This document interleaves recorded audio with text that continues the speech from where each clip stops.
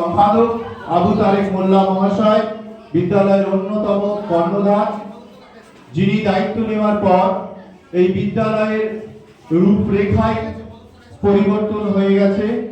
উপস্থিত আছেন পরিচালন সমিতির সভাপতি শফিউদ্দিন সাহেব, উপস্থিত আছেন বিদ্যালয় পরিচালন সমিতির অভিভাবক সদস্য মুক্তারদা, উপস্থিত আছেন তৌহিদদা, উপস্থিত আছেন যে পরিচালন সমিতি আমরা বিগত 3 বছর ধরে চলছে, তাদের সহযোগিতায় আজকে বিদ্যালয়কে আমরা এই জায়গায় পৌঁছাতে পেরেছি।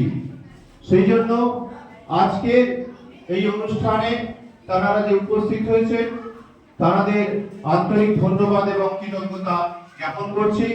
এখন আমাদের বিদ্যালয়ের আজকের অন্যতম অতিথি ডোমা Kolkata district officer of minority affairs mister Hafiz Saheb, তাকে পুষ্পস্তবক দিয়ে বরণ করে নেবেন।